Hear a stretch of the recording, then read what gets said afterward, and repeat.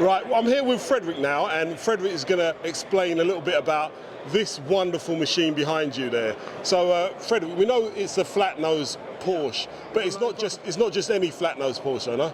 It was rebuilt by DP in Sweden. DP was a German company, but they had business also in Sweden and in other countries. Yeah. So this car was built in southern Sweden in late 80s. Right. And this car was part of a land speed record try in 1987. And so this car was the fastest car in Sweden with 315 kilometers. I mean, he held that record for many years as well, didn't it? It did. Right. So, so if we look at the engine then now. Yeah, let's look at the engine. Because you see that this T-tray spoiler is so large, and there's a reason for that, as we see now. Because the intercooler is so big. Yeah. So you can almost not see the engine. Wow. But anything doing them kind of speeds, I guess you're going to need to cool it. And look at the exhaust tips, and you can see that they have touched the ground on the underside. So this car has really been driven fast, hard and fast. Okay, but I mean, looking inside the car, it's an absolute road legal car, isn't it? Yeah, it is. But you can adjust the turbo pressure with the knob. You see the knob in the middle. It looks almost like something from a weapon. Or in a way, it is a kind of weapon, isn't it? And there's. So you got a little sign up here, yeah. If I look up here, yeah. So that was the record speed that it hit. And you can see that the windscreen has also changed. It's more. It's not so. It's not so, and also flush mounted. Right.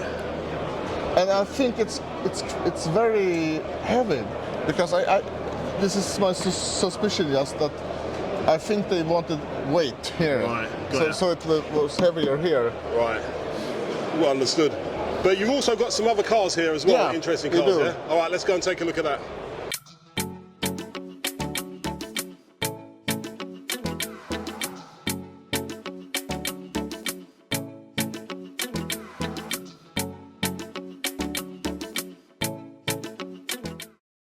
Okay, so Frederick, what do we have here now then?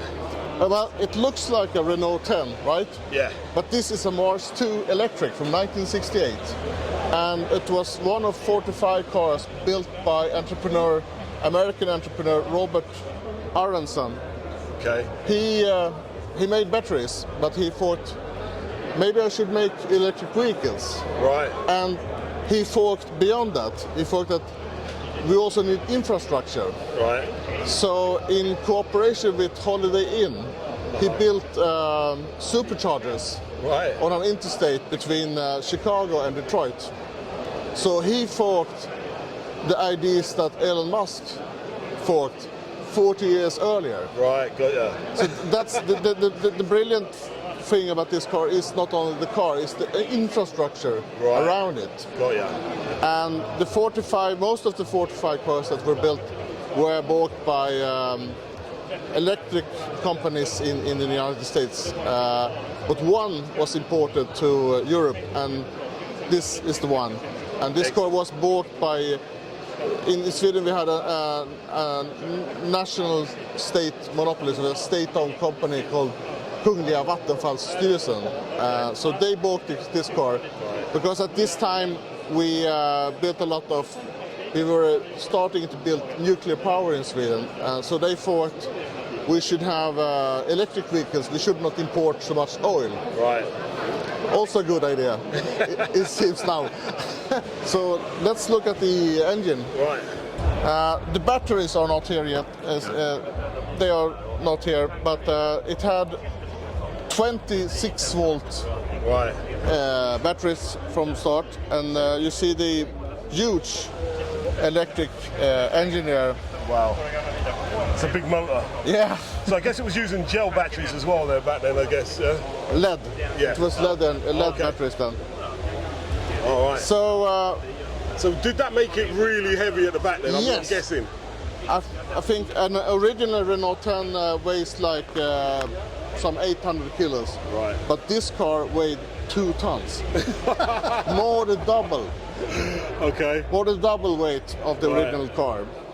Okay, so who are you guys and where can everybody find you? We are Classicer. We are a classic car magazine in Sweden. Yeah. And we are found at www.classicer.nu. Okay, I'm going to put all the information in the description so everybody can link to you directly. Well, listen, Frederick, thanks for your time. Thank you. Thanks for explaining these amazing cars, and hopefully we'll see you again in the future. Thank you. I hope we will.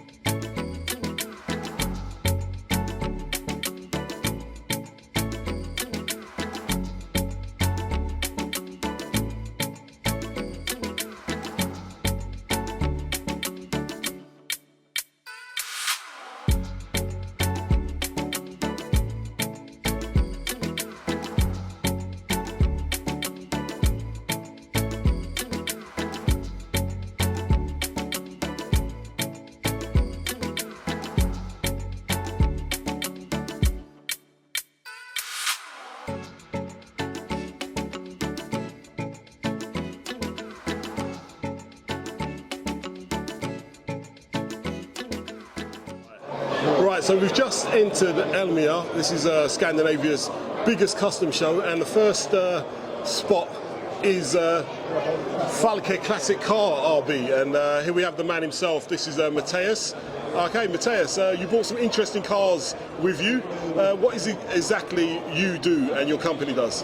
Yeah, well, what we do actually is we do restorations, complete restorations of Volkswagens and Porsches, all the air-cooled ones, mainly from the 50s. And what we do is, what you see here is, yeah, we do complete, we gut the cars completely and rebuild them. So that's our main business, yeah. Okay, so you work with the VWs as well, that's especially, yeah? Right, so I see you got this classic, what is this, is that 90s, a 1950s model there then, yeah? Yeah, it's a 52. It's like a hybrid model from Volkswagen. It's called, in German, it's called Zwitter. Right. And that's German for hybrid. Okay. So it's a model just between late 52 to early 53, so it's really a rare one. Right. And is this something that you've restored yourself as well? Yeah, completely, yeah. Okay, great. It was actually in the same condition as this one, so... All right. Yeah. So it's, I think, around 1,300 hours of work. Of work, right, Yeah. and it makes it look like new. Yeah, everything is like brand new. We always try to keep as much as possible of the original parts, of course, and original sheet metal. But many of the parts you have to change on the car because they doesn't work anymore. So of course VW and we go over here. Yeah. Porsche. Yeah. They're the same company, literally, yeah. Yeah. This is a 356 from '64. Right. And the customer initially wanted us to do original restoration. Right. Then he started to thinking about the GT models, the old racing models. Right. And yeah, we ended up with this. So. Right. And that's been totally restored. Yeah. What was the condition like when you got the car? This is a little bit of different restoration because it was an early restoration, so the sheet metal work and the paint was done like 10-15 years ago, and we got the car in pieces and boxes. So we rebuilt everything, did a new interior, new engine, chassis, everything. So excellent. Yeah. So. Where are you based? In a small town in Sweden called Amal. Okay, right. It's 2 hours north of Gothenburg. Got ya. Yeah. All right. So what I'll do is I'll leave all your information in the description, so people can find you. And if they need a VW restored, you're the guy to go to. You're welcome. All right. Thanks for your time, man. Thank you, man. Cheers. So I hope you really enjoyed the show. Don't forget to like and subscribe if you did. And we'll see you all again next week for some more Cars of Sweden live.